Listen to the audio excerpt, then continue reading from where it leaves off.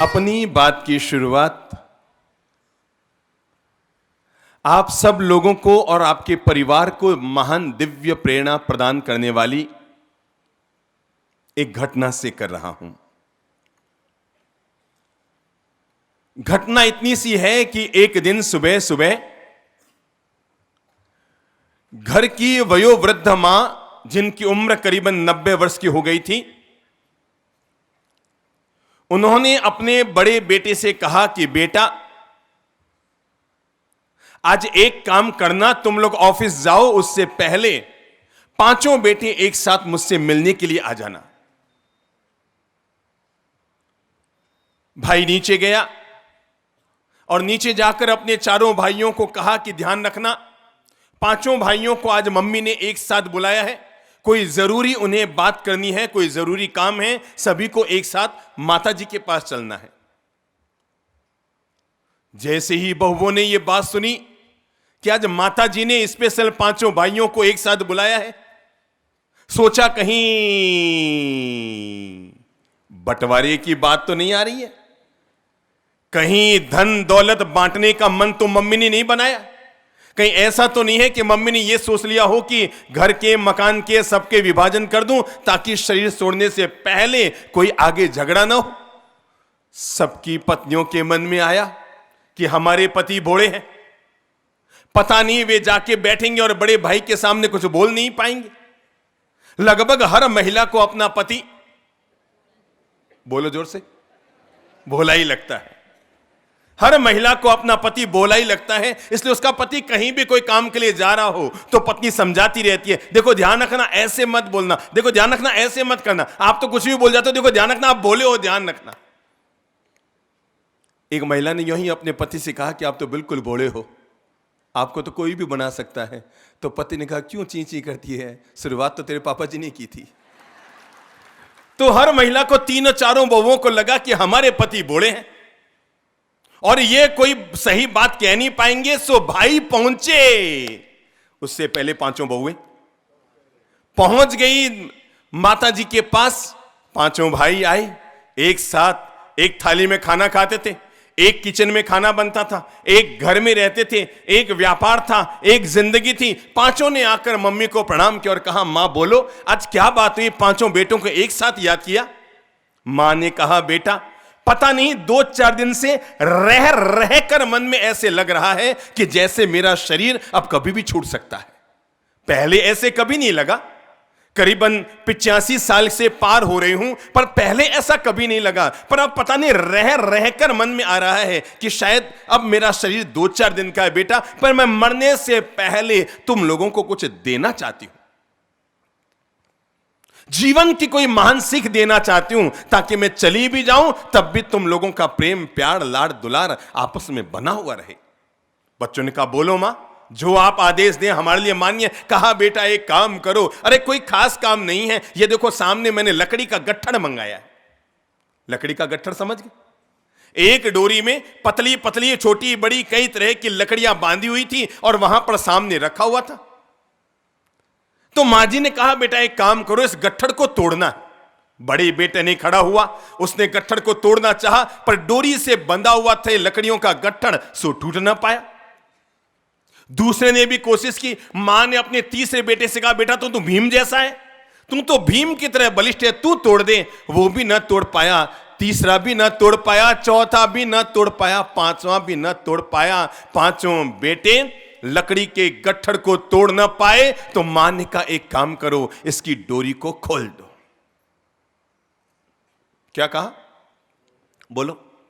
इसकी डोरी को खोल दो। और ये सुनते ही छोटे वाले भाई ने डोरी खोल दी और जैसी डोरी खुली कि लकड़ियां बिखर गई। मां ने कहा, एक काम करो, बड़े वाले बेटे तुम खड़े हो, इसमें से एक लकड़ी को तोड़ दो। उसने जड़ से उठाई और तोड़ दी। दूसरे ने दूसरी, तीसरे ने तीसरी, चौथे ने चौथी, पांचवें ने पांचवी लकड़ी तोड़ दी। मां ने कहा, बस बेटा जाओ, अपने अपने काम धंधे लग जाओ, मैं दुनिया को छोड़ने से पहले तुम्हें जीवन का यही पाठ पढ़ाना चाहती थी।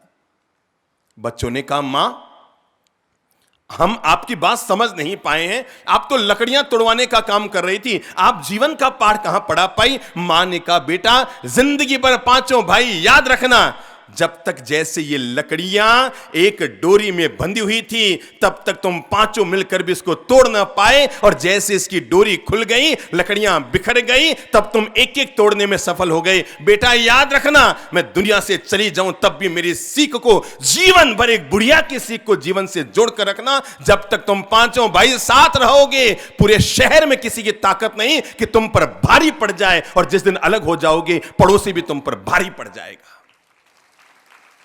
जब तक तुम पांचों भाई साथ साथ रहोगे, पूरे शहर के पंच बने हुए रहोगे, और जिस दिन पांचों भाई अलग हो गए, उस दिन तुम्हारी ताकत, उस दिन तुम्हारी शक्ति, उस दिन तुम्हारी क्षमता, तुम पर पड़ोसी भी भारी पड़ना शुरू हो जाएगा। मुझे कोई पूछे कि दुनिया की सबसे बड़ी ताकत क्या है, कोई मुझे पूछे दुनिया की सबसे बड़ी ताकत क्या है, तो जिनके पास कागज पेन है वो कागज पेन उठाओ और उस पर जीरो लिखना शुरू करो। लिखो, जिसके पास है कागज पेन उठाओ, लिखो जीरो। एक, दो बार लिखो जीरो, तीन बार लिखो जीरो, चार बार लिखो जीरो, पांच बार लिखो। लिखो तो, जिनके पास कागज पेन लिखिए, zero zero zero zero zero zero zero. आपने 9 बार जीरो लिख दिए। बताओ, इन जीरो का कोई अर्थ है? अर्थ है? अर्थ है? पर ये सारे जीरे सार्थक हो सकते हैं, सारे जीरो सार्थक हो सकते हैं। कुछ मत कीजिए, इनसे सबसे पहले एक इक्का लगा दीजिए, और जैसे ही आपने एक लगा दिया, सारे जीवन सार्थक हो गए, सारे जीरो सार्थक हो गए। जीवन में याद रखना, हर समाज अलग अलग होता है, हर परिवार अलग अलग होता है, हर भाई अलग अलग होता है, पर इनकी ताकत तभी बढ़ती है जब इनके साथ एक का क्या जुड़ जाता है? एक का, एकता जुड़ जाता है। देखो उन कौमों को इस देश में, जो लोग एक रहे वो देश पर राज करते रहे, और जो लोग बंटते गए वो अपनी ही ताकत को कमजोर कर गए। दुनिया की सबसे बड़ी ताकत होती है आदमी की एकता। अगर मुट्ठी भर लोग भी एक साथ जीते हैं, कितने? मुट्ठी भर लोग भी एक साथ जीते हैं। ललित प्रभ की क्या ताकत होगी ईश्वर जाने, चंद्र प्रभ की क्या ताकत होगी ईश्वर जाने, पर जब दोनों भाई साथ रहते हैं तो उनकी ताकत बढ़ जाती है, यह भी ईश्वर जानता है। दो भाई साथ होंगे तो उनकी ताकत बढ़ जाएगी। दो भाई के दो हाथ, दूसरे भाई के दो हाथ, पर दोनों के अगर चार हाथ जुड़ गए तो वो चार हाथ नहीं रहते, वो चार भुजा नाथ की ताकत बन जाते हैं। इंसान की जिंदगी में अगर सबसे पहली कोई जरूरत है तो वो है हर लोग आपस में प्रेम से रहे, मिठास से रहे, माधुर्य से रहे। धर्म हमें पहला काम यही सिखाता है कि तुम दुनिया में प्रेम से रहो, तुम दुनिया में मिठास से रहो, तुम दुनिया में आनंद से रहो। वेद कहते हैं संगच्छध्वम, तुम साथ साथ चलो, तुम साथ साथ जियो, तुम साथ साथ बोलो, क्योंकि दुनिया में जो लोग साथ रहते हैं उनकी ताकत बहुत होती है। जो समाज साथ रहेंगे वो समाज शक्तिशाली होंगे, जो परिवार साथ रहेंगे वो परिवार शक्तिशाली होंगे, जिस देश के राज्य साथ साथ रहेंगे वो देश शक्तिशाली होगा, और जिस परिवार में भाई साथ रहेंगे वो परिवार शक्तिशाली हो जाएगा। मेरे भाई, नीम के पेड़ तो कम होती जा रहे हैं, पर दिलों की कड़वाहटें बढ़ती जा रही है। हमारा दुर्भाग्य यह है कि नीम के पेड़ तो धीरे धीरे कम होते जा रहे हैं, और क्या हो रहा है?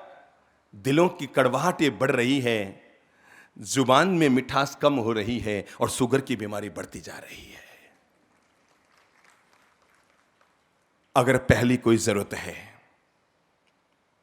एकता की, तिनकों की कोई औकात नहीं होती, याद रखना। एक तिनका उठाओगे यूं टूट जाएगा। तिनकों की कोई औकात नहीं होती, पर जैसे वो सारे तिनके एक साथ जुड़ जाते हैं तो हाथी को बांधने में भी रस्सी बनकर सफल हो जाते हैं। जब सारे तिनके एक साथ जुड़ जाते हैं, जलती हुई लकड़ियां अगर अलग अलग कर दी गई तो क्या होगा? एक ही भट्ठी में लकड़ियां जल रही थी, पर सारी लकड़ियों को अगर अलग अलग कर दिया तो क्या होगा? बोलो, सोचो क्या होगा? क्या होगा? क्या लकड़ियां जलती रहेगी? लकड़ियां जल्दी बंद हो जाएगी और धुआं उठना शुरू हो जाएगा। आप में से कौन है जिसके पास 1000 का नोट है? आओ तो झट से दौड़ के आओ। जिसकी जेब में 1000 का नोट है, झट से आइए, ताली बजाकर अभिनंदन कीजिए चंद्रप्रभ जी महाराज के एक छोटे से आह्वान पर कि हर व्यक्ति एक नोट डालकर जाएगा। गौशालाओं और मानव सेवी संस्थाओं के लिए 4 लाख रुपए कल एक झोली में इकट्ठे हो गए थे।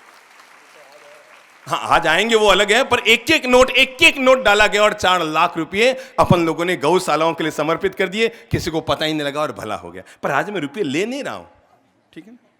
चलिए काम कीजिए, मुझे एक बात बताइए, ये रुपये को अगर आप मिट्टी में डाल देंगे और वापस निकालेंगे तो 1000 का नोट 1000 का रहेगा कि नहीं रहेगा? रहेगा।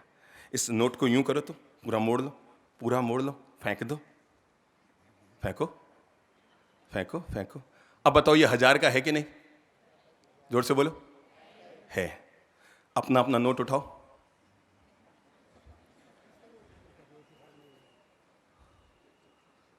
अब इसके 10 टुकड़े कर दो।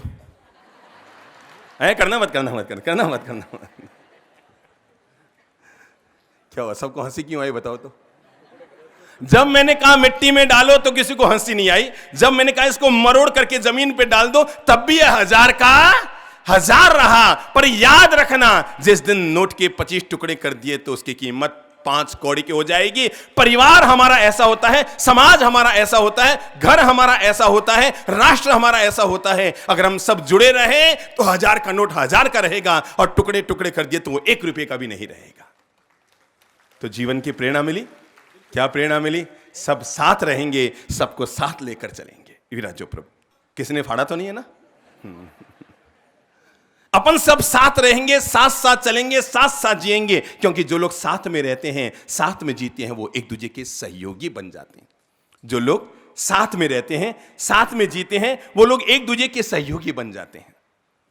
हां, अपनी बात शुरू करूं उससे पहले एक बात की जरूर तारीफ करूंगा। हम जहां जाते हैं, कहीं हमें स्थानकवासी संघ मिलता है, कहीं हमें खरतरगस का संघ मिलता है, कहीं हमें तपागस का संघ मिलता है। गौरवपूर्वक ताली बजाकर अभिनंदन कीजिएगा दादाबाड़ी ट्रस्ट के लिए। इसमें हर पंथ, हर परंपरा का श्रावक यहां का ट्रस्टी बन सकता है, और पूरे शहर की दादाबाड़ी है, हर समाज की दादाबाड़ी है, और हर व्यक्ति आकर सेवा संभालता है। ये एकता की ताकत है। आपको पता है ये लोग हमारा चौमासा क्यों करा पाए? जब हमें यह पता लगा कि हम जहां चातुर्मास करने जा रहे हैं वहां सब परंपरा के लोग, सब पंथ के लोग आपस में एकजुट हिल मिल जुल कर रहते हैं। पूना आकर जो हमें सबसे बड़ी अच्छी बात लगी, जिसका मैं अभिनंदन करना चाहूँगा, 4 दिन बाद ही इस गणेश कला क्रीड़ा केंद्र में धार्मिक समन्वय का ये अद्भुत वातावरण बना। यहाँ पर जितने लोग मंदिर परंपरा के लोग आते हैं, कहीं 2% उससे ज़्यादा लोग स्थानकवासी परंपरा के आते हैं। और ये जो आपने धार्मिक समन्वय बैठाया, ये जो पूना शहर का धार्मिक समन्वय बैठाया, मैं कहना चाहूँगा पूरे देश में इसकी कार्बन कॉपी जल्दी नहीं मिलेगी। भगवान करे आज जब हम 35 दिन इस हॉल में बोल चुके हैं, तो मैं इतना सा जरूर अनुरोध करूँगा, भगवान करे मेरे पूना शहर के इस प्रेम को किसी की नजर न लगे। बस आप लोगों की ये प्रेम, आप लोगों की ये सद्भाव, आप लोगों का ये मिठास कि आप लोग सबको हिलमिल जुल कर रह जाते हैं। मेरे भाई कुछ भी नहीं करना पड़ता है, केवल मन को समझाना पड़ता है। न तो कोई दिगंबर होता है, न कोई श्वेतांबर होता है, न कोई स्थानकवासी होता है, न कोई तेरापंथी होता है, सब एक ही है। न कोई ओसवाल होता है, न कोई अग्रवाल होता है, न कोई माहेश्वरी होता है, न कोई खंडेलवाल होता है, न कोई पोरवाल होता है। ये वालें जब गिर जाती है तो इंसान पूरा एक होता है। और इंसान जब एक रहता है, एक साथ हिलमिल जुल कर रहता है, कितना अच्छा लगता है। देखो कितना अच्छा लगता है। यहां सामने देख रहा हूं, पहली महिला बैठी है जो मंदिर मार्गीय परंपरा के सामयिक लेकर बैठी है। उसके पास महिला बैठी है जो स्थानकवासी परंपरा के सामयिक लेकर बैठी है। उसके पास महिला बैठी है जिसकी लंबी मुपत्ति है, 13 पंथ की परंपरा के सामयिक लेकर बैठी है। सच कहता हूं, सच कहता हूं, और जहां जहां चौमासे होते हैं तो नगरवासी खुश होते हैं, पर जब जब ऐसा माहौल बनता है तो स्वयं भगवान महावीर खुश होते हैं। जब ये भी माहौल बनता है कि अपन एक साथ रहते हैं, एक साथ हिलमिल जुल कर रहते हैं, एक साथ गले से मिलकर रहते हैं, एक दूसरे के काम आते हैं, एक दूसरे के धर्म और परंपरा का सम्मान करते हैं, एक दूसरे के लिए अपने तन मन धन को समर्पित करते हैं। ये जो मिठास है ना, मिठास, इसी का नाम धर्म है। ये जो मिठास है इसी का नाम धर्म है। चलो आज एक सर्वे करते हैं। आज के प्रवचन की बात उठाऊं उससे पहले एक सर्वे करते हैं। पहले वे लोग हाथ खड़ा करेंगे जो लोग ये चाहते हैं कि हमारा समाज टुकड़ों में बंटा हुआ रहे। हाथ खड़ा करो, हाथ खड़ा करो। ओम जी खड़ा हुआ। देखो कोई हाथ खड़ो है क्या, बताओ। मैंने एक नहीं है, पक्की बात। कोई तो भाई हाथ खड़ा करो कि जो चाहते हैं हमारा समाज टुकड़ों में बंटा हुआ रहे। आज पूरे देश के नाम ये वीडियो जब जारी होगा तो पूरा देश देखेगा पूना वो शहर है जहां के हजारों हजार लोग बैठे हैं, पर उसमें से एक बंदा ऐसा नहीं है जो चाहता है कि हमारे समाज के टुकड़े बने हुए रहें। मैं चाहूंगा वे लोग हाथ खड़ा करें जो चाहते हैं हम सारे समाज हिलमिल जुल कर रहे। तो एक बार आवाज दो, हम सब, हम सब, हम सब। और जिस शहर में शहर के रहने वाले लोग एक रहते हैं, वो कभी दूसरे के दुख दर्द में घरों में नहीं रहते, दूसरे के दुख दर्द में एक दूसरे के सहयोगी बन जाते हैं। आप में से किसी के पास माला है? दो तो झट से दो, झट से दो, झट से दो, माला दो मुझे झट से। हाँ, माला आ गई, आ गई, आ गई, आ गई। अरे वाह, एक मांगी तो 5 आ गई। 1000 का नोट मांगा तो सब सोच रहे थे। हाँ? लाओ लाओ लाओ लाओ। आप जरा देखिए, मेरे हाथ में माला है, ठीक है ना? मेरे हाथ में माला है। आप जरा बताएंगे ये माला कब तक माला है? ये क्यों माला है?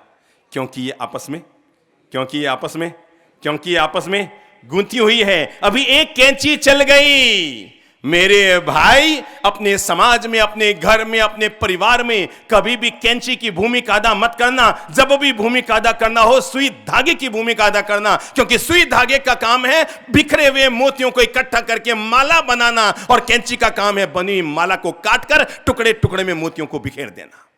तो अपने घर में अगर आप मां है तो मां, बहू है तो बहू, पत्नी है तो पत्नी, सास है तो सास, पिता है तो पिता, बेटा है तो बेटा, बेटी है तो बेटी, भाभी है तो भाभी, ननंद है तो ननंद, सब लोग मिलकर केवल एक काम करना, हम अपने घर में, अपने परिवार में, अपने समाज में कभी भी कैंची की, कभी भी कैंची की, कभी भी कैंची की भूमिका यस नो अदा करेंगे? कभी भी कैंची की भूमिका अदा मत कीजिए, क्योंकि कैंची ने हमेशा काटने का काम किया है। कैंची अगर सोने की हो और सुई अगर लोहे की हो, तब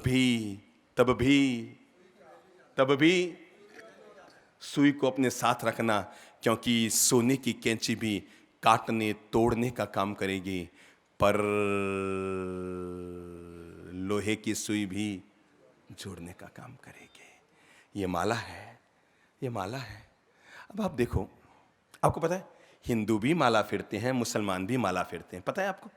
जैनी लोग भी, हिंदू लोग भी माला फेरते हैं और मुसलमान भी माला फेरते हैं। मैं आपको फर्क ये बता रहा हूं, शायद आपको पता नहीं है। अपन लोग माला कैसे फेरते हैं? जिनके हाथ में माला है एक बार उठाओ तो, जिनके पास में माला है हाथ में लो, कैसे चलाते हैं अंगुली? यूं यूं। मणिया किधर जाता है? बाहर की अंदर? देखो देखो देखो देखो, किधर जाता है? अंदर। बस मैं आपको बता दूं, थोड़ा सा फर्क है। माला तो मुसलमानों की भी ऐसी होती है, उनका मणिया बाहर जाता है। जब वो माला जपते हैं तो एक एक मणियों को बाहर देते हैं। और मैं बता देना चाहता हूँ, इस दोनों स्वरूप में भी प्रेम और मिठास घोलिए। हिंदू और जैन लोग जब माला जपते हैं, माला को भीतर लेते हैं, इसका मतलब ये है कि वो सद्गुणों को अपने भीतर ले रहे हैं। और मुसलमान अगर माला को बाहर निकाल रहे हैं, इसका मतलब ये है कि जीवन में कोई दुर्गुण है तो माला के साथ बाहर निकाल रहे हैं। कुल मिलाकर अपने आप को, जब माला जपता है तो मणियां अंदर लेता है कि मैं सद्गुणों को भीतर ले रहा हूं, और मुसलमान जब मणियों को बाहर निकालता है तो मन में सोचता है मैं अपने भीतर कोई दुर्गुण हो तो उसे बाहर निकाल रहा हूं। माला का काम है जिंदगी को गुणवान बनाना। मेरे भाई, समाज में, घर में, परिवार में हमेशा ये भूमिका अदा कीजिए। मैं सुई की भूमिका अदा करूंगी। माना कि सुई छेद करती है, माना कि सुई छेद करती है, पर इतना विश्वास रखना वो छेद भी आपको तोड़ने के लिए नहीं, आपको आपस में जोड़ने के लिए करती है। और जिन लोगों ने ये पाठ समझ लिया, आप में से कौन कौन है जिसने अंगूर खाए हैं? हाथ खड़ा करो। अंगूर खाए हैं? अभी अंगूर आते हैं क्या? नहीं आते? हाँ, मैंने पूना में आने के बाद अंगूर नहीं खाए। अगर आपने अंगूर खाए हैं तो अब वे लोग हाथ खड़ा करो जिन्होंने कभी अंगूर बाजार में खरीदे हैं। कौन कौन लोग हैं जिन्होंने बाजार में कभी अंगूर खरीदे हैं? दादाजी आप खड़े होइए तो, चश्मे वाले। हाँ, खड़े हो जाइए दादाजी, कुर्सी पर बैठे ना। अच्छा लगता है ये कुछ वयोवृद्ध लोग जिनके शरीर में ताकत नहीं है तब भी यहाँ सत्संग सुनने के लिए पहुँच जाते हैं। अभिनंदन की बात है। 4-5 महानुभाव तो व्हील चेयर में आते हैं और व्हील चेयर में बैठे बैठे सत्संग का आनंद लेते रहते हैं। वो देखिए पीछे दादाजी बैठे हैं, व्हील चेयर में बैठे हैं, सत्संग आनंद ले रहे हैं। मैं चाहूँगा इनके बाद वो बाइक उनको दिया जाए जो व्हील चेयर में बैठे हैं। दादाजी एक बात बताइए, आपने कभी बाजार में अंगूर खरीदे हैं? हाँ जी। तो ठेला गाड़ी पे अंगूर क्या भाव मिलते होंगे? लगभग 100 रुपये किलो। 100 रुपया, 80 रुपया। पर आप मुझे बताएंगे उसी ठेला गाड़ी पर कुछ अंगूर ऐसे होते हैं जो 30 रुपए किलो भी बिकते हैं। सोचो सोचो, सोच सोच कर सोचो, सोच सोच कर सोचो। हर आदमी सोचेगा, एक ही ठेला गाड़ी पर एक ही क्वालिटी के अंगूर, एक ही पेटी से निकले हुए अंगूर 80 रुपया किलो भी बिकते हैं और 30 रुपया किलो भी बिकते हैं। एक जैसे अंगूर होते हैं। क्या आप बताएंगे इसका कारण क्या होता है? बिखरे हुए हैं। क्या क्या? बोलो बोलो, क्लियर बोलो। अंगूर बिखरे कौन हुए से अंगूर महंगे होते हैं? बोलो बोलो बोलो, सबके लिए पाठ है। ये अपने घर की सीख लेनी है, ये अपने परिवार में सीख लेनी है, ये अपने समाज में सीख लेनी है, ये अपने राष्ट्र में सीख लेनी है कि आखिर कौन से अंगूर महंगे होते हैं। एक ही ठेला गाड़ी में, एक ही डाली से निकले हुए, एक ही पेटी से निकले हुए कोई अंगूर 100 रुपए किलो के होते हैं और कोई अंगूर 30 रुपए किलो के होते हैं। सीधी सादी बात है। बोलो सब एक साथ। जो अंगूर गुच्छे में साथ साथ जुड़े रहते हैं वो 100 रुपए किलो के हो जाते हैं और जो गुच्छे से टूटकर अलग आ जाते हैं वो 30 रुपए किलो के हो जाते हैं। ये है हमारे साथ रहने की शक्ति। तो आप क्या प्रेरणा देना चाहेंगे दादाजी अपने बच्चों के लिए? आप वयोवृद्ध हैं, कितने साल के हैं? 71। 71। तो इतने बूढ़े तो नहीं हैं अभी आप, ठीक है ना? ठीक है ठीक है। तो आप क्या प्रेरणा देना चाहेंगे लोगों को कि वे अंगूर की तरह रहें, या उनको दीजिए? तो उनको दीजिए जो व्हील चेयर पे बैठे हैं ना दादाजी, उनके लीजिए, दौड़ के ले जाओ बेटा, उन तक ले जाओ जो व्हील चेयर पे आते हैं, बिल्कुल बहुत सुंदर है, उन तक ले जाइए और उनसे पूछिए, दादाजी आप बताइए आप क्या चाहेंगे? समाज के लोग, परिवार के लोग, घर के लोग, भाई भाई, वो अंगूर जो आज आपस में गुच्छे में जुड़े रहते हैं वैसे रहें या जो टूटे रहते हैं वैसे रहें? एक साथ गढ़ में गए, एक साथ जुड़े गए, एक साथ जुड़े हुए रहें ताकि अंगूरों की कीमत बनी रहेगी। मेरे भाई, मैं समझता हूं अब आपको ज्यादा प्रवचन की जरूरत नहीं है। अब तो केवल सीखने, समझने और जिंदगी में जीने और उतारने का वक्त आ रहा है, जब आपको जीवन की प्रेरणा मिल गई कि छोड़ो रे छोड़ो, इंसान को छोड़ो। अगर अंगूर भी एक गुच्छे में साथ साथ रहते हैं तो वो कीमतवान बन जाते हैं, और गुच्छे से अलग हो जाए तो 100 रुपए किलो का अंगूर 30 रुपए किलो में हो जाता है। ये हमारी अंगुलियां हैं, छोटी है, थोड़ी बड़ी है, थोड़ी बड़ी है, ये छोटी है, ये अंगूठा है, और ये आपस में सोचते रहें, बुद्धि लगाते रहें, मैं ज़्यादा काम क्यों हूँ, वो ये कुछ नहीं है। ये एक परिवार के 5 भाई हैं, ये एक ट्रस्ट के 5 ट्रस्टी हैं। ये क्या है? एक ट्रस्ट के 5 ट्रस्टी हैं। ये क्या है? एक परिवार के 5 भाई हैं। अब ये वाला भाई सोचता है घर में मैं ज़्यादा काम कर रहा हूँ, ये वाला भाई सोचता है मैं ज्यादा काम कर रहा हूं, ये वाला भाई कहता है अरे सबसे ज्यादा मैं ही तो काम कर रहा हूं, बाकी सब करते क्या है, और ये वाले को लगता है मैं तो दिन रात लगा हुआ हूं, और ये अंगूठा सोचता है मैं तो सबका राजा हूं। पर मैं आपको बता दूं, इन चारों अंगुलियों और अंगूठे की कोई ताकत नहीं है। ये ताकतवर तभी होते हैं जब ये चारों पांचों साथ में होते हैं। अब इस अंगुली से कह दो ये कान खुजलाने के अलावा कुछ ना कर पाएगी, इस अंगुली से कह दो ये पूजा के अलावा कुछ ना कर पाएगी, इस अंगुली से कह दो ये बड़ी मम्मी बनने के अलावा कुछ ना कर पाएगी, इस अंगुली को कह दो ये रास्ता दिखाने के अलावा कुछ नहीं कर पाएगी, इस अंगूठे से कह दो ढौंसा बताने के अलावा कुछ नहीं कर पाएगा। पर ये ताकतवर कब होंगे? ये ताकतवर कब होंगे? सोचो सोचो, सब सोचो।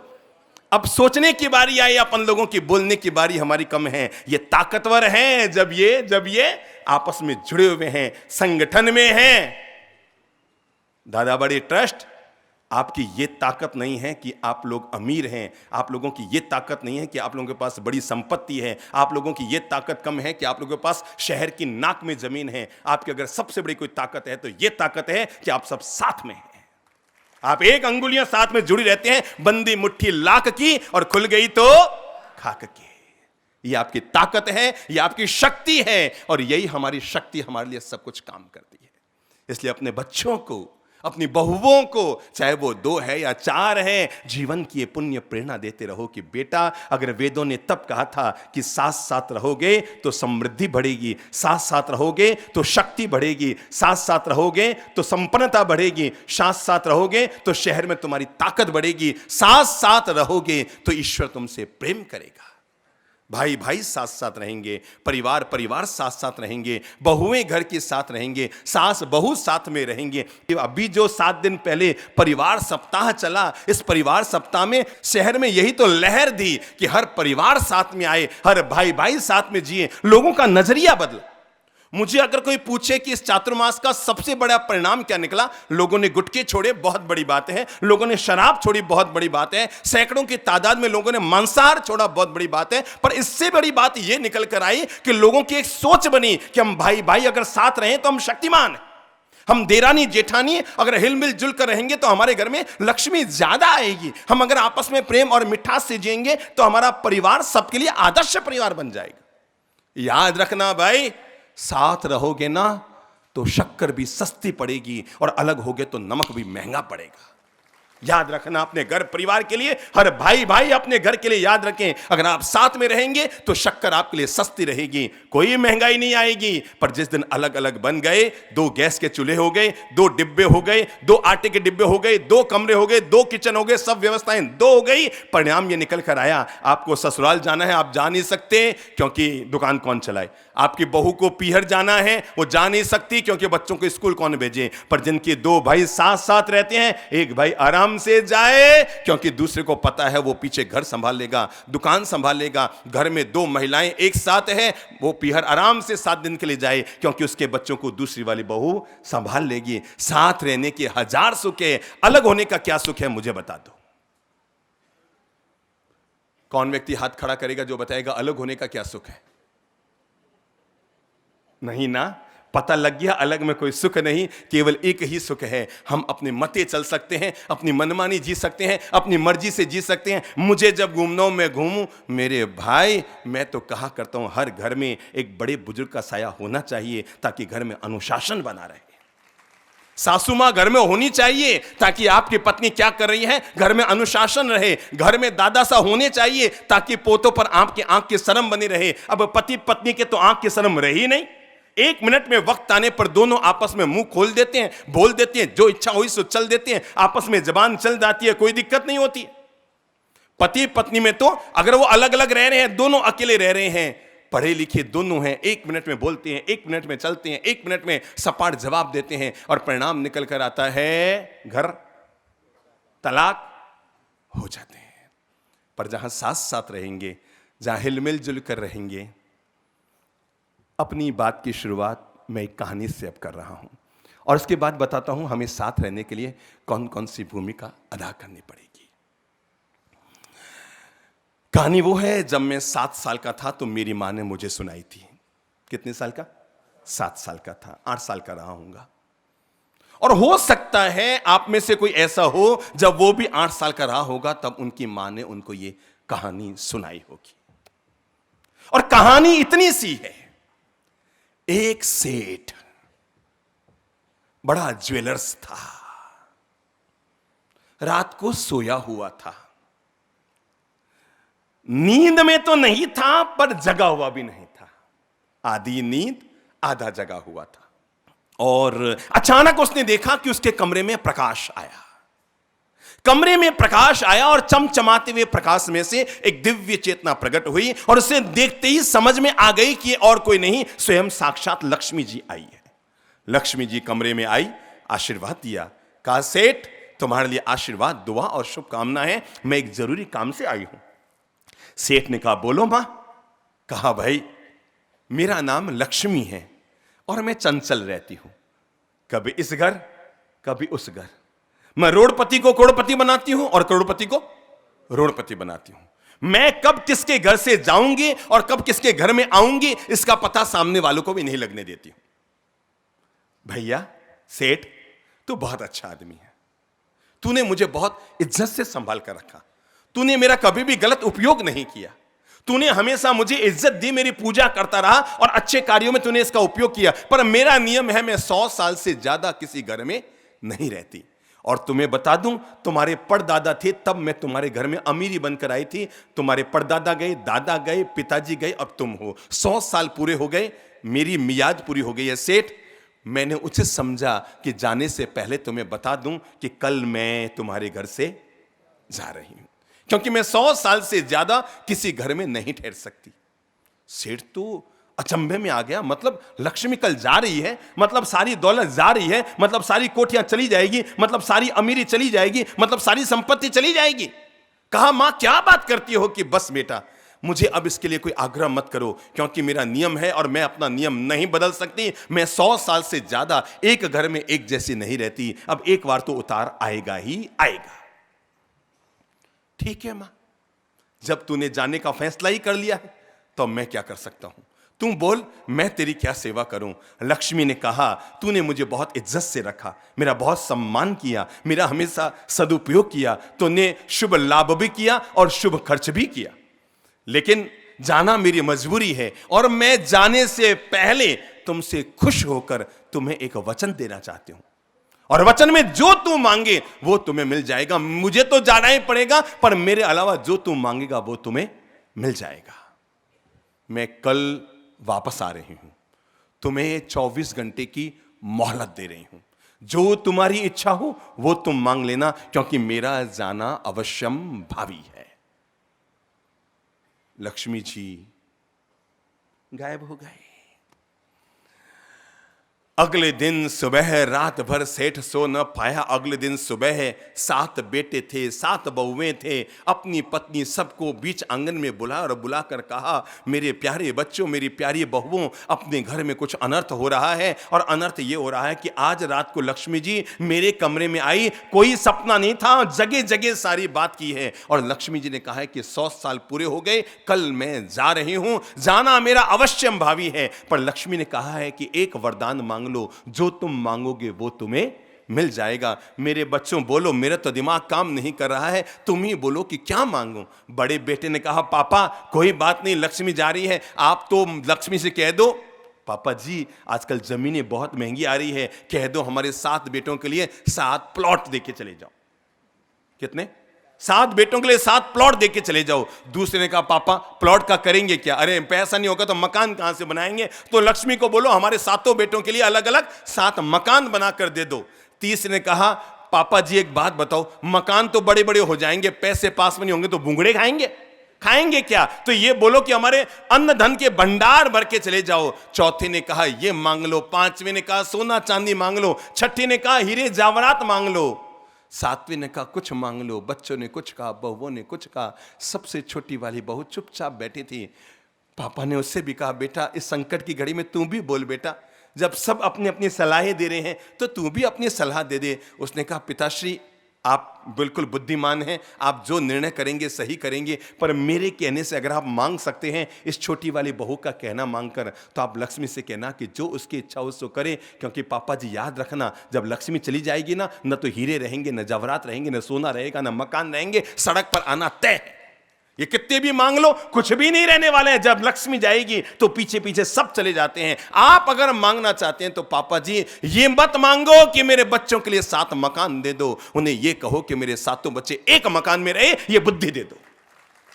मेरे 7 बच्चों के लिए 7 मकान मत दो, मेरे 7 बच्चे एक मकान में रह सके, ये बुद्धि दे दो। पापा जी आप लक्ष्मी से बोलना कि जाना चाहे तो जाए, कोई दिक्कत नहीं, पर जाने से पहले ये वरदान देकर जाए कि आपके 7 बेटे एक थाली में खाना खाए, आपकी 7 बहुएं एक थाली में खाना खाए, आपके 7 बेटों और बहुओं में हमेशा प्रेम और मिठास बना रहे। बस इतना सा मांग लेना, बाकी जो हमारे भाग्य का होगा देखा जाएगा।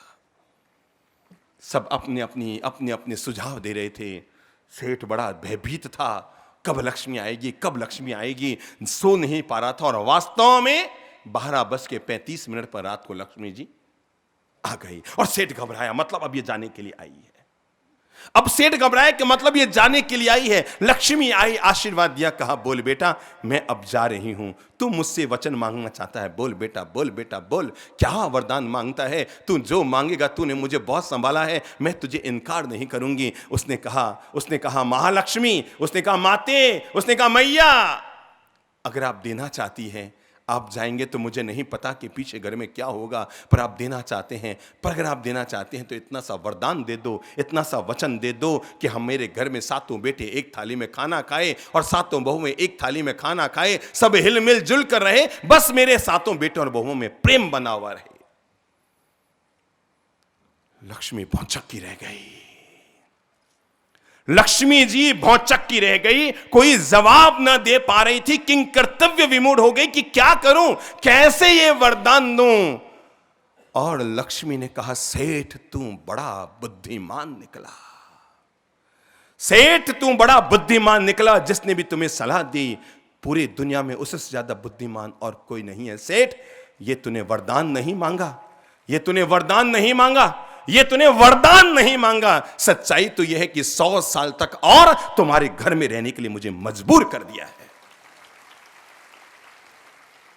क्योंकि जिस घर में भाई भाई साथ होते हैं, जिस घर में देरानी जेठानी एक थाली में खाना खाती है, जहां पर भाई भाई सुबह उठकर आपस में गले मिलते हैं, छोटे भाई बड़े भाइयों का सम्मान और पूजन करते हैं, जहां पर भाई भाई एक दूसरे के लिए गौरव महसूस करते हैं, जहां पर देरानी जेठानी एक थाली में खाना खाकर एक दूसरे के सुख दुख की सहयोगी बनती है, मुझे जरा इतना सा बता दो, केवल इतना सा बता दो, केवल इतना सा बता दो, क्या उसके घर से लक्ष्मी कभी जा सकती है? जोर से जवाब दो। नहीं जा सकते।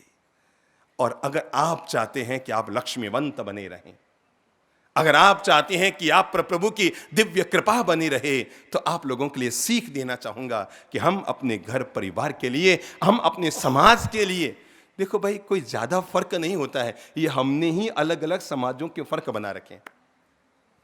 अच्छा एक बात बताओ, चलो मैं जैनों तक ही बात लेकर आऊं। पहले अभी सामने मेरे कई लोग बैठे हैं जो मुंहपत्ती बांध कर बैठे हैं, और आप में से कई लोग होंगे जो नाकोड़ा तीर्थ गए हैं, या और किसी तीर्थ में गए हैं, या और किसी मंदिर में गए हैं। मुझे जरा इतना सा जवाब दीजिए, जब स्थानकवासी परंपरा के लोग सामायिक करते हैं तो मुंह पर वस्त्र बांधते हैं, मुख वस्त्रिका बांधते हैं, पक्की बात? जवाब दीजिए। अगर आप कभी मंदिर में गए हों तो आपको जानकर आश्चर्य होगा, जब मंदिर मार्ग की परंपरा के लोग मंदिर में पूजा करते हैं तो मुंह पर बोलो बोलो बोलो क्या बांधते हैं?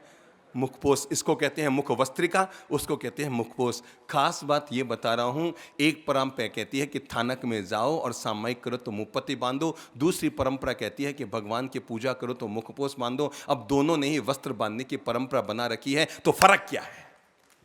बताओ मुझे, फर्क कहां है? कोई फर्क है ही नहीं। हम तो हमेशा कहा करते हैं, जब जब हम जैन समाज के बीच में होते हैं, हम हमेशा एक बात कहा करते हैं, ईश्वर ने हमें 2 आंख दी है, एक आंख में मंदिर रहता है, एक आंख में थानक रहता है, और दोनों हमारे लिए बराबर रहते हैं। केवल मन को बड़ा करना होता है, केवल दिल को बड़ा करना होता है, और अगर आप दिल को बड़ा करेंगे मेरे भाई, आज अपन को सत्संग सुनते हुए 35 दिन से ज्यादा हो गए हैं, 37 दिन होने आ रहे हैं। खास बात ये देखो, आप ये मत सोचो कि केवल प्रवचनों के बलबूते लोग यहां आते हैं। ये लोगों को यहां जो प्रेम मिलता है, मिठास मिलता है, भाईचारे की सीख मिलती है, एक दूसरे को साथ लेकर चलने की प्रेरणा मिलती है। मंदिर वालों को लगता है चातुर्मास हमारा है, और थानक वालों को लगता है चातुर्मास हमारा है। ये जो मिठास घुला जाता है, ये मिठास दूसरों को खींच कर लाता है। 2 तरह के फल होते हैं, एक होता है खरबूजा, दूसरी होती है नारंगी। क्या आप में से सभी ने दोनों फल खाए हैं? खरबूजा समझते हैं आप? यहां खरबूजे को तरबूज बोलते हैं, और अंगूर को खरबूजा बोलते हैं? नहीं, अच्छा, पता नहीं भाई, जब खरबूजे को तरबूजा बोल रहे हैं तो फिर अंगूर को तो खरबूजा ही बोलेंगे। एक बार क्या हुआ, एक विदेशी आदमी इंडिया में आया, सब्जी की दुकान पे पहुंचा, जाकर कहा भाई व्हाट इज दिस? लौकी की सब्जी थी। उसने कहा व्हाट इज दिस? उसने कहा लौकी। लौकी। उसने कहा लौकी? इतना सा लौकी? हमारे उधर तो इतना बड़ा बड़ा लौकी होता है। अच्छा ठीक है। फिर सामने पड़ी थी ककड़ी। उसने कहा ये क्या है? ककड़ी। इतना सा ककड़ी? हमारे उधर तो इतना बड़ा बड़ा ककड़ी होता है। ठीक है। फिर सामने पड़ा था खीरे की ककड़ी, खीरा होता ना, खीरा ककड़ी, ये इतना सा। फिर सामने पड़ी थी भिंडी, इतनी सी भिंडी, हमारे इधर तो इतनी लंबी भिंडी होती है। तो वहां पर अंगूर भी पड़ा था। क्या पड़ा था? अंगूर। तो भारतीय सब्जी वाला था, वो बड़ा तंग आ गया कि बेटा आदमी हर चीज में ऊंची ऊंची ठोक रहा है, इतनी बड़ी बड़ी लौकी होती है कि इतनी बड़ी बड़ी ककड़ी होते हैं, हर चीज में गप्पे मार रहा है। तो उसने कहा कि व्हाट इज दिस? ये क्या है? तो वहां पड़ा था अंगूर। तो उसने कहा तरबूजा है, तरबूजा। उसने कहा इतना सा तरबूजा? हमारे उधर तो बहुत बड़े बड़े तरबूजे होते हैं। तो उसने कहा जा रे जा, तू केवल गप्पे मार रहा है, इसके अलावा और कुछ भी नहीं कर रहा है, क्योंकि हकीकत क्या है मुझे पता है मेरे भाई। 2 फल होते हैं, एक होता है, क्या होता है? एक होता है तरबूजा, जिसको अपन कहते हैं मारवाड़ी में खरबूजा। तो मैं खरबूजे की बात उठाऊं कि तरबूजे पे उठाऊं? खरबूजा बोलूं, समझ रहे हो? खरबूजा होता ना। और दूसरा होता है नारंगी। अब दोनों फलों को हाथ में लीजिए, एक हाथ में खरबूजा लाइए, एक हाथ में उल्टे हाथ में खरबूजा लाइए, सीधे हाथ में नारंगी लाइए, दोनों हाथों में फल लीजिए, अपने अपने हाथों में फल का एहसास कीजिए। एक हाथ में खरबूजा है, एक हाथ में नारंगी है। अब खरबूजे को सामने देखिए, खरबूजे में क्या है, बाहर लकीरें हैं। देखिए आप, खरबूजे में क्या है, बाहर छिलके पर बाहर चारों तरफ लकीरें हैं। पर खास बात आपको यह बता रहा हूं, खरबूजे में छिलके पर तो 20 लकीरें हैं, पर खरबूजे का छिलका उतार दो तो देखो, अब छिलका उतारो, अब खरबूजे का चारों तरफ से छिलका उतारो, छिलका उतारो, छिलका उतारो, अब देखो खरबूजा क्या निकला, एक निकला। क्यों जी, ऐसा ही होता है। दूसरी उठाओ नारंगी, बाहर से एक है, छिलका उतारो तो क्या होगा, बोलो बोलो क्या होगा। अब छिलका उतारा नारंगी का, नारंगी यानी संतरा, छिलका उतारा तो अंदर से क्या हुआ, टुकड़े टुकड़े। अब उसमें से एक टुकड़ा निकालो और उसके छिलके उतारो तो और अंदर में 200 टुकड़े। मेरे भाई, अपने समाज को नारंगी की तरह मत बनाओ कि बाहर से केवल एक नजर आए पर अंदर से छिलके छिलके हो। हमारे समाज भले ही खरबूजे की तरह हो कि बाहर से अलग अलग नजर आए पर छिलका उतार दो तो पूरा समाज एक है। यहां अपन लोग बैठे हैं, मैं आपको बताऊं सब जाति के लोग होंगे। यहां पर जैन भी है, जैनों में दिगंबर, श्वेतांबर, तेरापंथी, थानकवासी भी हैं, अग्रवाल भी हैं, ओसवाल भी है, माहेश्वरी भी है, खंडेलवाल भी है, पूर्ववाल भी है, और ब्राह्मण भी है, और सुथार भी है, और माड़ी भी है। सब जाति के लोग हैं, पर ये केवल छिलकों पर अलग अलग है। पर छिलका उतर गया और अपन गणेश कला क्रीड़ा में आ गए तो पूरा खरबूजा एक है। अपने समाज को, अपने घर को, अपने परिवार को, अपने देश को हमें कैसा बनाना है, खरबूजे की तरह बनाना है कि दिखने में भले ही राजस्थान अलग हो, महाराष्ट्र अलग हो, गुजरात अलग हो, पर पूरा देश एक हो। और जो लोग ये सोच ले आते हैं उनके साथ हमेशा प्रेम और मिठास और माधुर्य बना रहता है। और अगर अलगाव आ गया तो वो बिल्ली और बंदर मामा की कहानी मालूम है, आपने सुनी है किसी ने? 2 बिल्ली और 1 बंदर मामा। कहानी इतनी सी है कि 2 बिल्लियां गई एक मकान में माल उठाने के लिए। एक को कहा तू छत पर रहे, ध्यान रखना, नीचे देख लड्डू दिख रहे हैं, मैं जाती हूं नीचे और लड्डू उठाकर लाती हूं, तू ऊपर ध्यान रखना कोई आ न जाए। उसने कहा ठीक है, तू नीचे जा और मैं ऊपर ध्यान रख रही हूं, कोई अगर आवाज हुई तो जड़ से म्याऊं म्याऊं करूंगी, तू दौड़ के आ जाना। एक बिल्ली ऊपर रखवाली में रह गई, दूसरी बिल्ली नीचे उतर गई, और एक बिल्ली नीचे, एक बिल्ली ऊपर, नीचे बिल्ली गई, इधर उधर नजर डाली, कहीं कोई आवाज तो नहीं हो रही, और जड़ से उसने लड्डू उठाया, उठाकर ऊपर आ गई, लेकर दोनों जंगल में गए, पेड़ के नीचे बैठ गए। जो ऊपर खड़ी थी उसने कहा ज्यादा लड्डू मेरा होगा, क्योंकि रखवाली मैंने की। उसने कहा जा रे जा, रिस्क मैंने उठाई है, मैं नीचे गई, फंसती तो मैं फंसती, तू क्या फंसती, ज्यादा लड्डू मेरा होगा, पौना मैं खाऊंगी चौथाई तू खाएगी। वो कहता है पौना मैं खाऊंगी चौथाई तू खाऊंगी। दोनों में झगड़ा शुरू हुआ, दोनों में दरार पड़ी, दोनों में तकरार हुई, दोनों में दूरियां बढ़ी, लड्डू सामने पड़ा था, दोनों भिड़ पड़े, म्याऊं म्याऊं लड़ पड़ी, वो क्या मैं खाऊं, वो क्या मैं खाऊं, कि तभी आया बंदर मामा। जीवन की सीख ले लीजिएगा, 2 भाई लड़ेंगे तो तीसरा बंदर मामा क्या कमाल कर जाएगा। इन 2 बिल्लियों की लड़ाई से जीवन की सीख ले लेना कि 2 देरानी जेठानी अगर लड़ी तो परिणाम क्या आएगा। बिल्ली दोनों लड़ रही थी, बंदर आया और बंदर को देखती दोनों चिंघिया कर बोले। बंदर ने कहा बोलो बोलो बोलो बोलो, क्या बात है, लड़ क्यों रही हो? तो दोनों ने कहा ये लड्डू एक है, हम उम्मीदवार 2 हैं, मैं कहती हूं पौना मेरा है, वो कहती है पौना मेरा है, मैं ऊपर खड़ी थी नीचे जाके लेके आई। बंदर मामा ने कहा क्यों झगड़ते हो, मेरे पास तराजू है, मेरे पास तराजू है। कहानी बच्चों की है पर बड़ों के काम की है।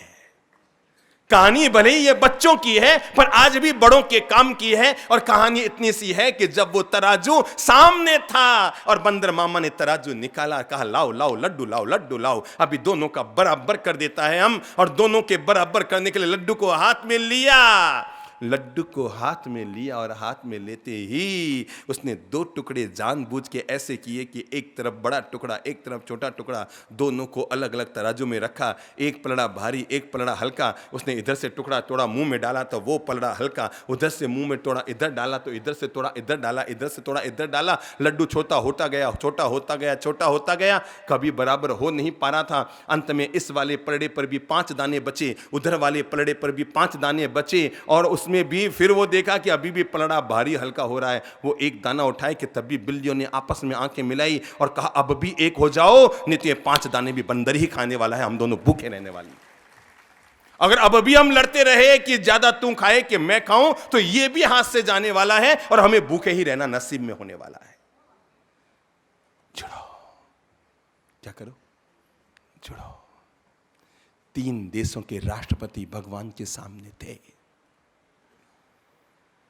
3 देशों के राष्ट्रपति भगवान के सामने थे। एक पाकिस्तान का, एक भारत का, एक चीन का। तीनों देशों के राष्ट्रपति भगवान के सामने थे। भगवान ने कहा, तथास्तु, हम तुम पे खुश हुए हैं, बोलो क्या चाहते हो।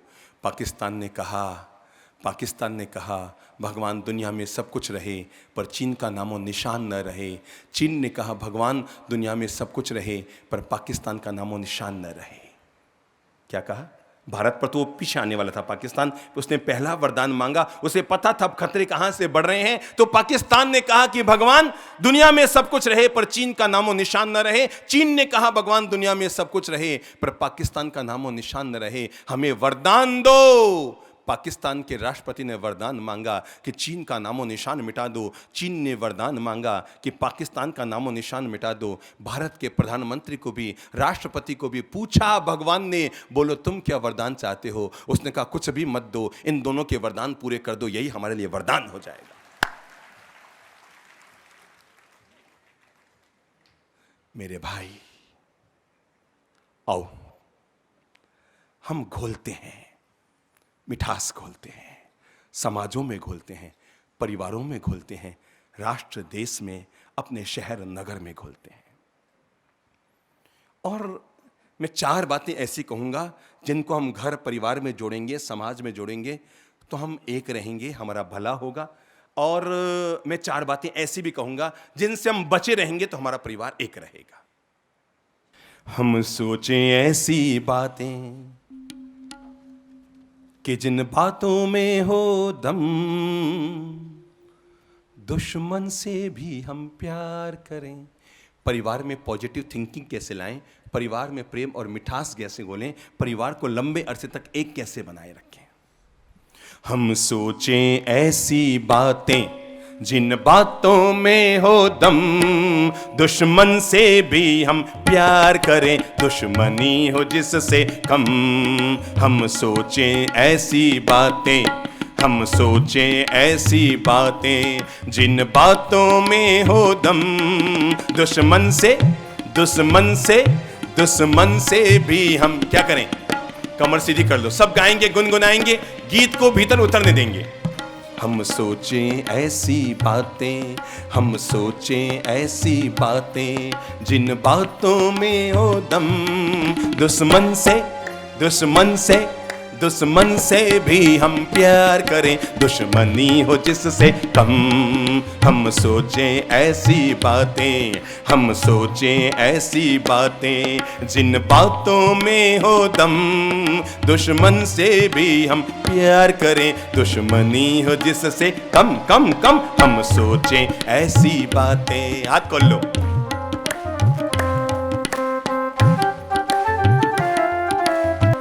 जिस घर में तूने जन्म लिया, सब गाओ। जिस घर में तूने जन्म लिया वो मंदिर है तेरा, वो मंदिर है तेरा। जिस घर में तूने जन्म लिया, बहुत ध्यान से सुनिएगा गीत की पंक्तियों को, कमर सीधी कर लो। जैसे अगरबत्ती की सुगंध भीतर उतरती है, उतरने दो। आपके घर को स्वर्ग बनाने के लिए इससे प्यारा गीत नहीं होगा। जिस घर में तूने जन्म लिया वो मंदिर है तेरा, वो मंदिर है तेरा। प्रभु की मूरत है मात पिता, सब गाएंगे। प्रभु की मूरत है मात पिता, प्रभु की मूरत है मात पिता, उनसे न जुदा हो हम। प्रभु की मूरत है मात पिता, उनसे न जुदा हो हम। हम सोचें ऐसी बातें कि जिन बातों में हो दम, हम सोचे ऐसी बातें जिन बातों में हो दम। जिस घर में तूने जन्म लिया वो मंदिर है तेरा, वो मंदिर है तेरा। जिस घर में तूने जन्म लिया वो मंदिर है तेरा, वो मंदिर है तेरा। प्रभु की मूरत है माता पिता। चंद्र प्रभु जी महाराज के सैकड़ों गीत बने हुए हैं और उसी में ये गीत है, जिस गीत का बोल हमें जीवन की प्रेरणा देता है कि जो प्रभु की मूरत है माता पिता, संकल्प कर लो उनसे हम कभी जुदा, उनसे हम कभी जुदा, उनसे हम कभी जुदा। एक साथ बोलो, उनसे हम कभी जुदा। प्रभु की मूरत है माता पिता, उनसे न जुदा हो हम सोचे आगे, हम सोचे ऐसी बातें कि जिन बातों में हो दम। हम सोचे ऐसी बातें जिन बातों में हो दम। भाई भाई की ताकत है, भाई भाई की ताकत है, भाई से कैसा बैर, भाई से कैसा बैर। भाई भाई की ताकत है, भाई से कैसा बैर, भाई से कैसा बैर। भाई भाई की क्या है, बोलो तो भाई भाई की क्या है, ताकत है। कभी ऐसा हो भी जाए कि इस ताकत के बीच तकरार भी आ जाए, हो सकता है, संभव है। अपन कोई केवल ज्ञानी तीर्थंकर भगवान राम महावीर कृष्ण नहीं है, तो भूल हमसे हो सकती है, तकरार आ सकती है, दरार आ सकती है, दूरियां आ सकती है। फिर भी ध्यान रखो, भाई भाई की ताकत है, भाई से कैसा बैर, भाई से कैसा बैर। माफी मांगे और गले मिले, माफी मांगे और गले मिले, इसमें क्यों रखे डरम। माफी मांगे और गले मिले, इसमें क्यों रखे शर्म। हम सोचे ऐसी बातें कि जिन बातों में हो दम। हम सोचे ऐसी बातें जिन बातों में हो दम। भाई भाई की ताकत है, भाई से कैसा बैर। आज एक मधुर मिलन करते हैं, पूरी दुनिया को अपना भाई बनाते हैं।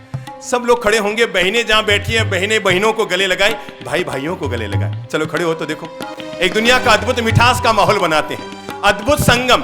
हजारों हजार लोग एक साथ खड़े होकर बहनें बहनों को गले लगाओ, भाई भाइयों को गले लगाओ और संकल्प रहो, हम सब हम सब हम सब। शाबाश, ताली बजाकर अभिनंदन कीजिए। भाई भाई की ताकत है, भाई से कैसा बैर, भाई से कैसा बैर। माफी मांगे और गले मिले, क्या करें, माफी मांगे और गले मिले, इसमें क्यों रखे शर्म। हम सोचे ऐसी बातें कि जिन बातों में हो दम।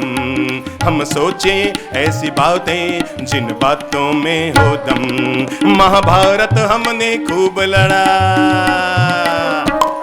महाभारत हमने खूब लड़ा और खूब लड़े हम तुम, और खूब लड़े हम तुम। वो राम लखन का प्रेम त्याग, वो राम लखन का प्रेम त्याग, क्या अपना नहीं धर्म। हम सोचे ऐसी बातें कि जिन बातों में हो दम। दुनिया में ऐसा कौन भला जो दूध से धुला हुआ, जो दूध से धुला हुआ।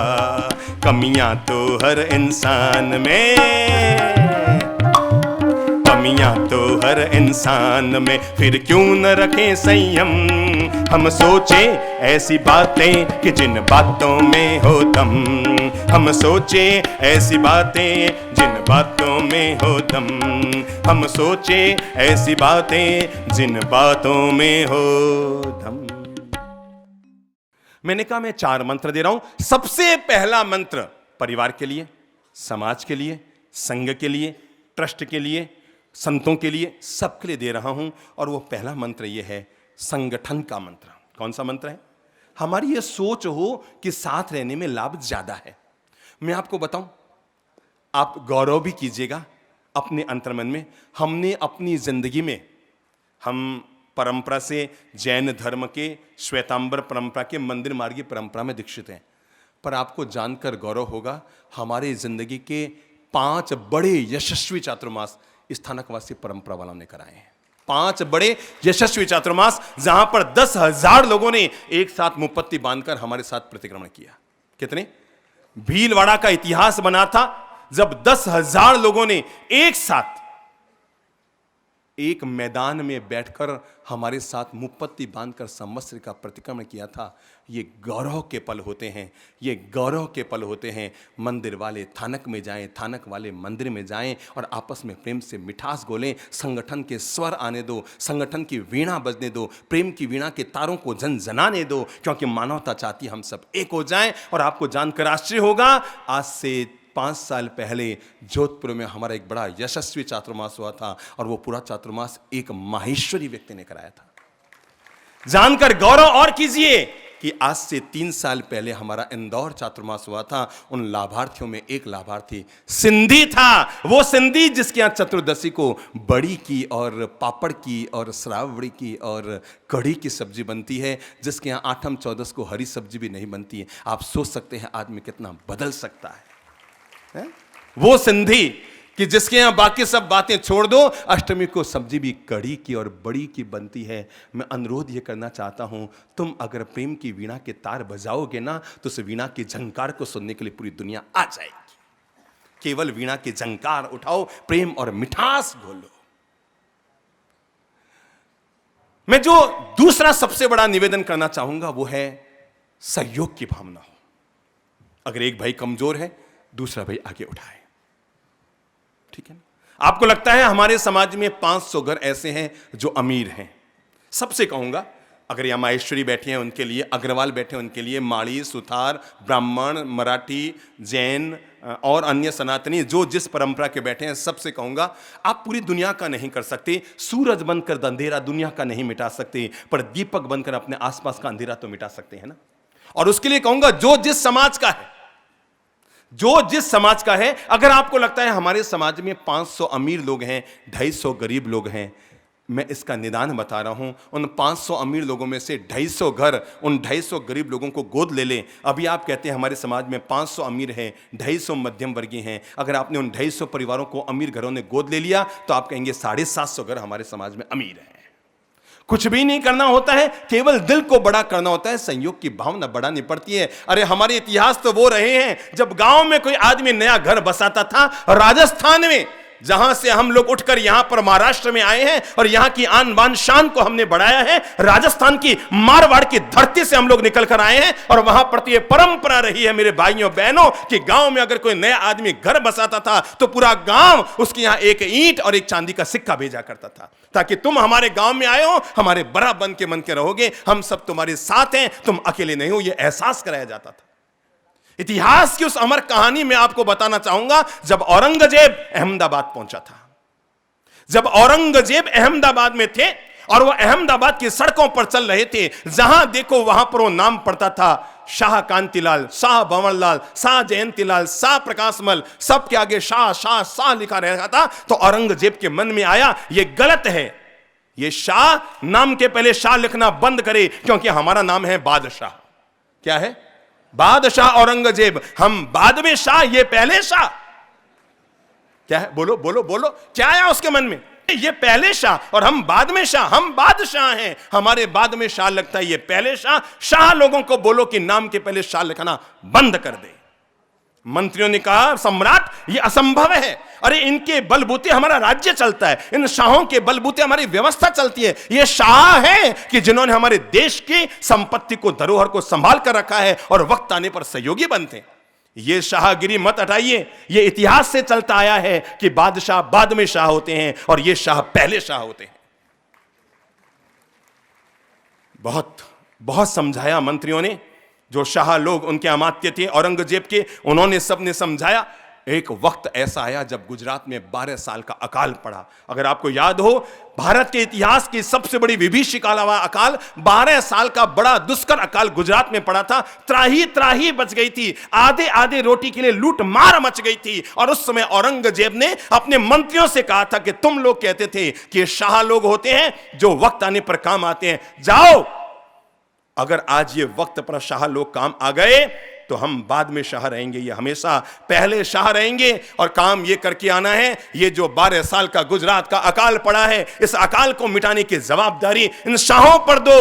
और मैं चाहता हूं कि 100 करोड़ मोहरें लाई जाए इन शाहों से, ताकि इनकी अकाल की गरीबी पूरे गुजरात की दूर हो जाए। उस समय 1 रुपया कितना बड़ा होता था, आप सोच सकते हैं। हमारे कई दादा लोग हैं जिन्होंने 1 रुपये में 10-10 किलो दूध खरीदा हुआ होगा। कई लोग हैं जिन्होंने 1 रुपये में 2-2 किलो घी खरीदा हुआ होगा। और आज से 300-400 साल पहले आप समझ सकते हैं क्या 1 सोने की रुपये की औकात रही होगी। और औरंगजेब ने कहा कि जाओ और जाकर इन शाहों से इकट्ठा करके लाओ। मंत्री लोग घबराए कि इतना धन थोड़ी लाया जाता है। ठेला गाड़ियां ले दी गई, बैलगाड़ियां, 100 बैलगाड़ियां मंत्रियों को दी गई कि जाओ पूरे गुजरात में घूम कर आओ और गुजरात के 12 साल के अकाल को दूर करने का धन इन शाहों से इकट्ठा करके लाओ, पता लग जाएगा ये शाह होते क्या है। मंत्री लोग घबराए, किंग कर्तव्य विमूढ़ हो गए। ये औरंगजेब ने परीक्षा की घड़ी दे दी है, अरे करेंगे तो सब करेंगे, अकेले शाह क्यों फंसे। और सारे शाह क्या, उस समय 100 करोड़ सोने इकट्ठे मोहरें इकट्ठी की जा सकती है। सारे गुजरात का 12 साल का काल केवल शाहों के भरोसे। मंत्रियों ने मीटिंग की, औरंगजेब अपनी जिद पे अड़ा रहा कि ऐसा ही होगा तो ही शाह पहले शाह रहेंगे। सारे मंत्री 100 ठेला गाड़ियों को, 100 बैलगाड़ियों, ऊंट गाड़ियों को लेकर निकले। कहा चलो भाई शाहों के यहां चलते हैं, थोड़ा थोड़ा थोड़ा थोड़ा थोड़ा थोड़ा करके 10-20 हजार घरों में जाएंगे। अरे 100 करोड़ नहीं, कम से कम 1 करोड़ तो इकट्ठा करके ले ही आएंगे। उस समय गुजरात की राजधानी थी पाटन। क्या थी, नाम सुना हो ना, पाटन। और तब वे औरंगजेब के अमात्य महामंत्री ठेला गाड़ियां और ऊंट गाड़ियां लेकर निकले। पहले ही गांव में पहुंचे थे, वो निवृत्त होने का पीतल का लोटा लेकर एक शाह जंगल से गांव की तरफ आ रहा था। और औरंगजेब के मंत्रियों के लटके हुए चेहरे को देखा तो उसने कहा, अरे आज इतने बड़े बड़े महापुरुष हमारे गांव में आए। उसके हाथ में तो लोटा था, वो तो निवृत्त होकर आ रहा था, लोटा हाथ में लिए चल रहा था। और कहा जितने बड़े मंत्री महामंत्री हमारे गांव में आए हैं, पर क्या बात है आप सब लोगों के चेहरे सुस्त क्यों हैं। और चलते चलते उन लोगों ने इस तरह बताया कि औरंगजेब ने परीक्षा की घड़ी खड़ी कर दी है। और घड़ी ये खड़ी हो गई कि वो कहता है 12 साल का अकाल अकेले शाहों से पूरे गुजरात में घूम कर आओ और जितने शाह हैं सबसे धन इकट्ठा करके लाओ। और हम निकल पड़े हैं, अरे फिर भी हम इतना धन थोड़ी ले पाएंगे, 100 बैलगाड़ियां भर के लानी है हमको। उस व्यक्ति ने कहा, आप चिंता मत कीजिए, पहले मेरे घर चलिए, भोजन कीजिए, उसके बाद बैठकर अपन मीटिंग करते हैं और इसका कोई समाधान निकालते हैं। आप ऐसे सुस्त उदास मत करो, आप मुस्कुराइए, खुश होइए। अरे उन्होंने कहा कैसे खुश हो, तुम नहीं जानते कि कुछ भी कर देगा, ये ऑर्डर निकाल देगा कि शाह लोग शाह लिखाना बंद करे। उस शाह के घर में कहानी को अब ध्यान से सुनिएगा, इतिहास की सच्ची कहानी बता रहा हूं। क्या होती थी अपन लोगों की ताकत और औकात। उस गरीब जैसे दिखने वाले शाह के घर पर फटी हुई धोती पहनी हुई थी। निवृत्त होने गया था, उस समय धोतियां पहनी जाती थी, फटी हुई धोती थी और हाथ में लोटा था। घर में पहुंचा, उन मंत्रियों को भोजन करने बैठाया और बैठाकर कहा, बोलो भाई बोलो, अब बात करो, क्या बात है। उन्होंने सारी बात धीरजता से बताई कि ऐसे एक बार बात चल पड़ी। उसने सब जगह शाह शाह देखा तो कहा हमारा नाम बादशाह, ये पहले शाह, इनका शाह बंद किया जाए। और ये परीक्षा की घड़ी लाके खड़ी कर दी। अब बात को ध्यान से सुनिएगा। तो उसने कहा, लाओ भाई तुम जो रोकड़ पन्ने लाए हो, डायरियां लाए हो, चौपड़ियां लाए हो, लाओ और पहले मेरी ही रकम लिख लो, फिर पूरे आगे बढ़ने की कोशिश करो।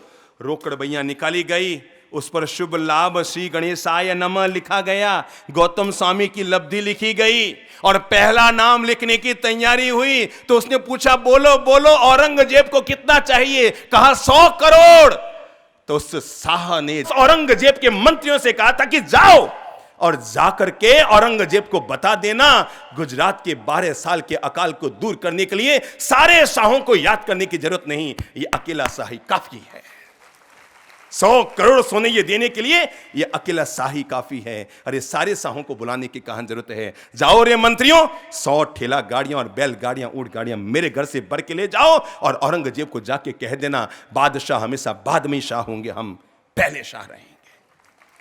हम लोगों की वो औकात रही है, हम लोगों की वो शक्ति रही है, हम लोगों की क्षमता रही है। हम पाकर खुश नहीं होते रहे हैं, हम देकर खुश होते रहे हैं। हम लूट कर खुश नहीं हुए हैं, हम लुटा कर खुश हुए हैं। हम दूसरों का भला करके खुश हुए हैं। इसलिए मैंने कहा अपने समाजों में, जो जिस समाज का है वो हर व्यक्ति अपने समाज में यह माहौल बनाए कि हम सब लोग अपने अपने समाज के लिए, हमारे समाज के तबके के जो लोग हैं, जो संयोग से आज पूरी तरह से पांव पे खड़े नहीं हो पाए हैं, उन लोगों को हम पांव पर खड़ा करेंगे।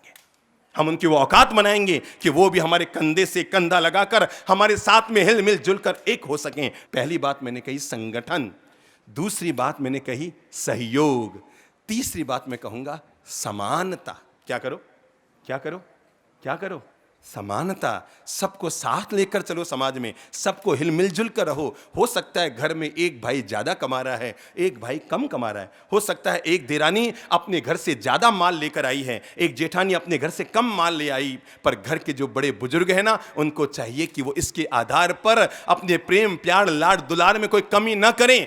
हम तो पूरे संतों से, देश भर के संतों से कहते हैं अपने यहां समानता के भाव लेकर आओ। और आपको बताऊं, हमने इसीलिए अपने प्रवचनों से माला, शॉल, साफा, इन परंपराओं को हटा दिया ताकि हर व्यक्ति यहां पर समान रहे।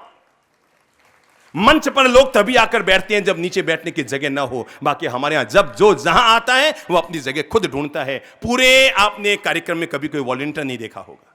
समाज पूरा एक है, एक साथ हिल मिल जुल कर रहे, समानता के भाव से रहे। और तीसरा मैं आपसे कहना चाहूंगा वो है समन्वय के भाव लेकर आओ। क्या लेकर आओ? समन्वय के भाव लेकर आओ। सब आपस में एक दूसरे के यहां जाया करो। हम तो कहते हैं, देखो भाई, कई बार हम जंगल में चल रहे होते हैं ना, महाराज लोग सामने आते हैं, हम उन्हें प्रणाम करते हैं, मत्थन वंदना में, वो यूं के यूं खड़े रहते हैं। मतलब हाथ जोड़ना कि मुस्कुराना कि देखना, पता नहीं उनकी परंपरा में उनको क्या निर्देश रहता है, पर वो हम बहुत प्रेम से उनको हाथ जोड़ते हैं, मत्थन वंदना में सुख साता। मुझे लगता है यार अपन लोगों ने क्या हालत धर्म की बना दी है। धोबी धोबी से मिलता है तो राम राम करता है, नाई नाई से मिलता है तो राम राम करता है। संत संत से मिले और राम राम ना करे कैसे होगा? नाई नाई से मिले, धोबी धोबी से मिले और संत संत से मिले और प्रेम से मुलाकात ना करे, ये संभव नहीं। तो मैं कहना चाहूंगा हम समन्वय के भाव रखें, एक दूसरे के कार्यक्रम में जाएं। हम क्या करें? एक दूसरे के कार्यक्रम में जाएं। आपको लगता है कहीं भागवत कथा चल रही है, प्रेम से जाया करो। वहां जाकर संत संत होते हैं मेरे भाई, संत संत होते हैं, प्रेम से जाओ, संतों का सम्मान करो। संत संत होते हैं, सबकी जीवन शैली अपनी अपनी होती है।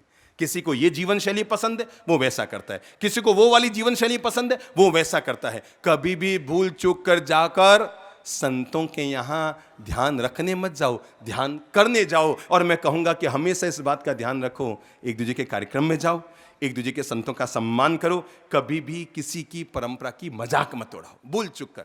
ध्यान रखना, कभी भी किसी भी परंपरा की मजाक मत उड़ाओ। और वे 4 बातें मैं आपसे आधा आधा मिनट में कह रहा हूं, जो 4 बातें हमारे घर में प्रेम और मिठास घोल कर रख सकती है। नंबर 1, अपने घर में, अपने परिवार में, अपने समाज में, अपने ट्रस्ट में, सभी जगह पर इस मंत्र को जोड़ कर रखिए, कभी भी ईर्ष्या और अहंकार नहीं करेंगे। क्या नहीं करेंगे?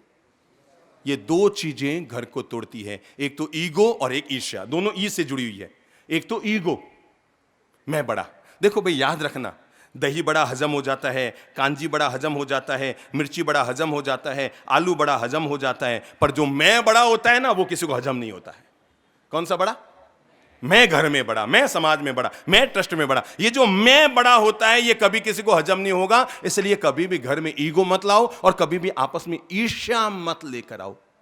मैं आपको बताऊं, हम एक मेडिकल कॉलेज में थे, प्रयोगशाला में गए हुए थे। हमने देखा 2 जार थे।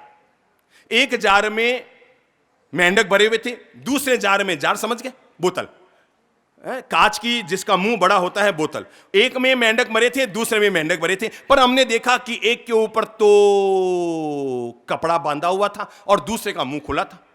तो मैंने कहा यार एक बात समझ में नहीं आई, दोनों में मेंढक भरे हैं, एक का मुंह बंद है और एक का मुंह खुला है। कहा साहब एक में विदेशी मेंढक है, एक में भारतीय मेंढक है।